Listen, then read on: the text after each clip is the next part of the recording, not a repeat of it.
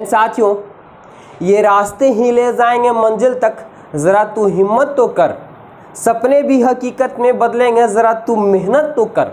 जय हिंद साथियों, और आज हम आप लोग के बीच में लेकर के आए 10 क्लास के विद्यार्थियों के लिए अपरिमेय संख्या सिद्ध करने के लिए।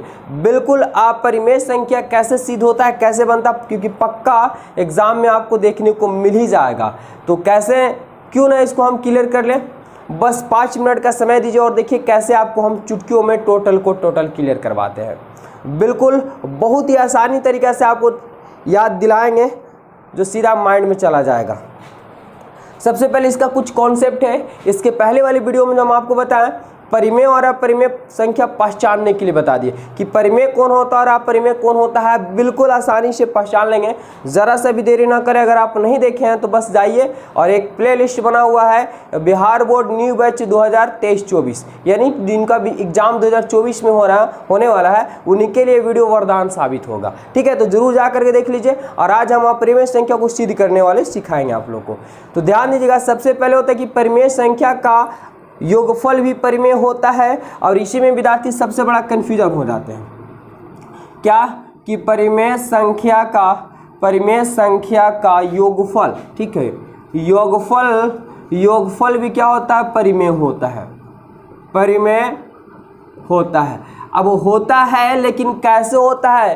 डायरेक्ट विद्यार्थियों को रटाया जाता है कि परिमेय संख्या का योगफल भी परिमेय होता है, लेकिन आखिर कैसे होता है, अगर जब तक उसको बेसिक नॉलेज ना दिया जाए तब तक वो विद्यार्थी कन्फ्यूजन ही रहता है। लेकिन घबराइए नहीं, हम आपको एक एक वर्ड तोड़ तोड़ के समझाएंगे।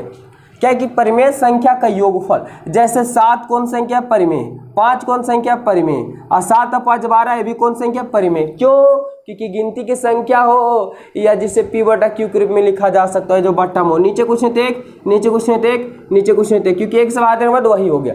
तो P/Q हो गया, P/Q, यानी ये भी परिमेय और परिमेय और जोड़ेंगे तो भी परिमेय। तो दोनों परिमेय संख्या और जोड़ने के बाद भी परिमेय ही संख्या है, तो योग बीच में प्लस आ गया, यानी योगफल। तो परिमेय संख्याओं का योगफल भी परिमेय होता है। बिल्कुल यहाँ से हमारा साबित हो गया क्या कि परिमेय, अगर बट्टा में कोई संख्या रहे, एलसीएम लेंगे तो फिर बट्टा में ही आएगा, तो P/Q के रूप में हो जाएगा हमारे पास। तो परिमेय संख्याओं का योगफल भी क्या होता है, परिमेय होता है। अच्छा, परिमेय संख्याओं का अंतर भी क्या होता है, तो परिमेय भी होता है। अंतर भी क्या होता है, तो परिमेय संख्या होता है। अंतर जैसे 18 - 12 कर लेते हैं, क्या आएगा, तो 6 आएगा। तो 18/1 12/1, क्योंकि परिमेय संख्या P/Q के रूप में है। अब यहाँ 6/1 भी लिख सकते हैं। तो परिमेय संख्या का अंतर भी परिमेय होता है। बिल्कुल कंप्लीट है ना, एकदम कितना इजी तरीके से समझ में आ रहा होगा। चलिए, अगर हम बात कर ले तीसरा का, परिमेय संख्या का भागफल। क्या भागफल, यानी जो बट्टा में, जैसे मान लेते हैं कि 12 कटनी वाला संख्या दे देते हैं, 12/4 हो, तो ये क्या आएगा, तो 4×3 12, यानी 3/1 भी तो लिख सकते हैं, यानी 12/4 था तो बट्टा में था P/Q, तो यह काटने के बाद 3 आया। अब 3 आया तो 3/1 भी लिख सकते हैं। तो परिमेय संख्या का भागफल भी क्या होता है, परिमेय होता है। एक और पॉइंट है, परिमेय संख्या का गुणनफल। जैसे मान लेते हैं कि 3 × 4 है, तो 3 × 4 यानी 3/1, 4/1 भी लिख सकते हैं। अब 4×3 12, अब 1 गुने करेंगे तो ये परिमेय संख्या का गुना करने के बाद भी परिमेय आया। तो बिल्कुल सबको सब समझ में आ गया होगा आसानी तरीके से कि योगफल भी क्या होता है, परिमेय होता है। अच्छा, अंतर भी क्या होता है, परिमेय होता है। भागफल भी क्या होता है, परिमेय होता है। और गुणनफल भी क्या होता है, परिमेय होता है। तो बिल्कुल सबको समझ में आया कि परिमेय संख्या के योगफल भी परिमेय, परिमेय संख्या का अंतर भी परिमेय, परिमेय संख्या का गुणनफल भी परिमेय, और परिमेय संख्या का भागफल भी परिमेय होता है। तो बस इतना ही आपको याद करना था। और अब चलिए देखिए कैसे चुटकियों में क्वेश्चन क्लियर हो जाएगा। चाहे आप NCERT बनाते हो या भारती वन बनाते हो, हम यहाँ मेरे पास भारती वन का बुक है, इसमें से कुछ क्वेश्चन बताते हैं जो बिल्कुल आपको कॉन्सेप्ट एकदम क्लियर हो जाएगा। और कोई सा भी सवाल आ जाए एकदम चुटकियों में आप बना लीजिएगा। सवाल सबसे पहला है मेरे पास, ठीक है, क्या दिया हुआ है कि सिद्ध करें कि 3√2 अपरिमेय संख्या है। जरा बताइए क्या सिद्ध होगा। बिल्कुल आप जान रहे हैं कि अपरिमेय है, बिल्कुल आपको पता है कि अपरिमेय संख्या क्योंकि रूट में है, पूरी वर्गमूल नहीं निकला है, लेकिन कैसे है आपको साबित करना पड़ेगा। और जैसे कोई चोर है तो उसको कोई प्रूफ होना चाहिए ना कि चोर है, तो उसी प्रकार से क्वेश्चन दिया हुआ कि अपरिमेय है और आपको बताना है। जैसे क्या होता है कि कोई मुजरिम होता है, उस पर केस होता है, उसको साबित करना पड़ता है कि यही मुजरिम है कि नहीं है। यानी वकील वहाँ पे क्या करता है, बहस करता है। वही आपको क्या करना है, काम करना है कि आपको पता है कि यह परिमेय है, लेकिन बहस करना है क्या मान करके कि यह परिमेय है। लेकिन जीत हमेशा किसकी होगी, सच्चाई की होगी। यानी यह परिमेय है तो अपरिमेय ही होगा, लेकिन आपको क्या करना होगा, आपको परिमेय इसको मानना होगा। तो चलिए मानते हैं परिमेय और देखते हैं क्या होता है, किसकी जीत होती है। तो सबसे पहले दिया हुआ कि सिद्ध करे कि 3√2 अपरिमेय संख्या, यहाँ पे 1 लिख देगा ना तो ना भी लिखेगा, कोई दिक्कत नहीं है। सिद्ध करे कि 3√2 एक अपरिमेय संख्या है। चलते हैं सोल्व करते हैं। तो आपको ही पता है कि 3√2 का परिमेय संख्या है, लेकिन आपको साबित ना करना है तो क्या करेंगे, इसका अपोजिट मानेंगे। माना कि 3√2 एक कौन संख्या मानेंगे कि परिमेय संख्या है, परिमेय संख्या है। अब जरा ध्यान दीजिएगा, हम मान चुके हैं कि परिमेय संख्या है। ये आपको भले ही देखने में आप परिमेय नजर आ रहा होगा, लेकिन हम माने क्या है, तो हम परिमेय माने हैं। तो चलिए परिमेय बराबर क्या परिमेय लिख सकते हैं, अरे भैया 5 बराबर 5 लिख सकते हैं, तो क्या परिमेय बराबर परिमेय भी नहीं लिख सकते, लिख सकते हैं। तो 3√2 है, तो 3√2 को कौन संख्या माने हैं, परिमेय संख्या माने हैं। अब इधर हम कर लेते हैं p, क्योंकि p मतलब एक पूर्णांक है, धन पूर्णांक, यानी कोई संख्या होगा प्लस में 2 4 6 8 10, तो ये भी क्या होता है, परिमेय संख्या हो जाएगा। क्योंकि 2 4 6 8 बोलिए वो भी परिमेय, क्योंकि बटा में 1 लिख सकते हैं। तो इसको भी हम क्वेश्चन से परिमेय मान लें, और ये तो हमारा परिमेय है। यहाँ पे लिख देंगे जहाँ p एक धन पूर्णांक है। अब जरा दिमाग लगाइए, धन पूर्णांक मतलब कोई प्लस में, आप कभी कभी ए भी बुक में माना हुआ रहता है, घबराने की जरूरत नहीं, आप कुछ भी मान सकते हैं। यानी इसको हम परिमेय माने, इसको भी, तो परिमेय बराबर परिमेय कर दिए।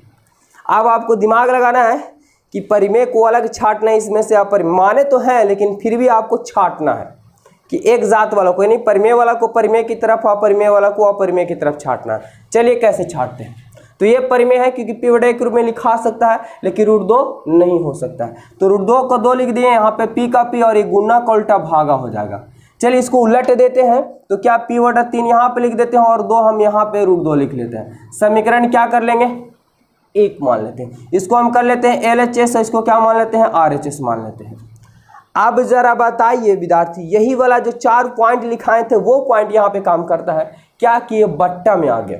अगर बीच में प्लस आता तो योगफल बोलेंगे, अगर बीच में माइनस आता तो अंतर बोलेंगे, अगर बट्टा में आ गया तो भागफल बोलेंगे, और अगर गुना में आ जाता गुणनफल बोलेंगे। क्लियर है। तो चलिए चलते हैं। क्या हम जानते हैं, जरा देखिएगा, हम जानते हैं कि ये बट्टा में तो भागफल बोलेंगे, हम जानते हैं कि परिमेय संख्या का भागफल भी क्या होता है, तो परिमेय होता है। परिमेय संख्या का भागफल भी परिमेय होता है। चलिए मान तो लिए, लेकिन अब कहेंगे कि समीकरण हम कितना से चलते हैं, कि समीकरण 1 से अगर चलते हैं। ये समीकरण 1 माने हैं, तो ये बताइए कि p/3 जो है तो ये परिमेय संख्या हो गया, लेकिन √2 जो है से कौन संख्या है, यह परिमेय संख्या। क्यों, क्योंकि रूट में है, पूरा पूरी वर्गमूल नहीं निकल रहा है। तो चलिए यहाँ पे लिखेंगे, क्या लिखेंगे कि परिमेय संख्या बराबर क्या हो जाएगा, अपरिमेय संख्या। देखिए यहाँ पे लिख सकते हैं कि हम जानते हैं कि परिमेय संख्या का भागफल भी परिमेय होता है, यानी परिमेय बराबर परिमेय क्या, कि परिमेय संख्या बराबर परिमेय बराबर परिमेय संख्या। हम जानते हैं कि परिमेय संख्या का भागफल भी परिमेय होता है, यानी परिमेय संख्या बराबर परिमेय। लेकिन जैसे ही चले समीकरण 1 से, तो क्या हो गया कि ये परिमेय संख्या है और ये बराबर क्या हो गया, अपरिमेय संख्या। यानी LHS जो है वो RHS के क्या बराबर होगा, हम कह रहे कि नहीं परिमेय बराबर परिमेय होगा। अरे भैया 10 बराबर 10 होगा, 5 बराबर 5 होगा, ना कि परिमेय बराबर अपरिमेय होगा। यानी LHS और RHS आपस में बराबर नहीं, यानी परिमेय बराबर अपरिमेय कभी बराबर नहीं हो सकता है। यानी LHS बराबर RHS नॉट इक्वल है, बराबर नहीं है। अतः या लिखना संभव नहीं है। हमारी मान्यता क्या है, हमारी मान्यता गलत है, हमारी मान्यता क्या है, गलत है। इसीलिए जरा बताइए कि क्या होगा। इसलिए कौन संख्या था, इसलिए 3√2 एक अपरिमेय संख्या है। यानी हमेशा जीत किसकी होगी? सच्चाई की ही जीत है। लेकिन आपको बहस करना है उस वकील की तरह, ठीक है, जो कोर्ट में लड़ा करता है झूठे की तरह, लेकिन हमेशा सच की जीत होती है। तो फिर से एक बार हम आपको रिपीट करवा देते हैं, ज़रा वीडियो में बने हैं तो बने रहिएगा, तभी आप कुछ सीखेगा और इसके आधारित पे सब क्वेश्चन को बना लीजिएगा। अगला वीडियो मिलेगा इसका क्वेश्चन, सब क्वेश्चन को क्लियर करते हैं, जरा जानेंगे। सिद्ध कीजिए कि 3 √2 क्या अपरिमेय संख्या है। तो बिल्कुल आपको पता है कि √2 जो है से अपरिमेय है, इसमें तो अपरिमेय ही होगा। लेकिन आपको क्या करना, साबित करना है कि यही अपरिमेय है कि नहीं है। क्या करेंगे साबित करने के लिए? उल्टा मानेंगे, ठीक है। उल्टा यानी अपरिमेय बोला है तो हम परिमेय मानेंगे। तो माना कि 3 √2 क्या परिमेय संख्या मान लिए। अब यहाँ पे कि 3 √2 जो परिमेय, इसको हम क्या मान लिए? परिमेय। तो क्या परिमेय बराबर परिमेय लिख सकते हैं? तो 3 √2 बराबर p मान लिए।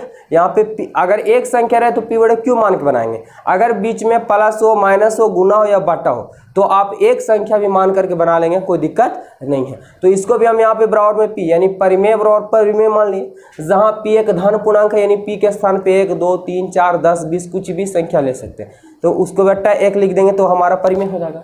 यहाँ से क्या किए कि रूट वाला को अलग छाट लिए, बाकी जो अंक था एक साइड कर दिए परिमेय वाला को, इसको खाली उलट दिए हैं, ये वाला इधर लिख दिया और ये इधर लिख दिए।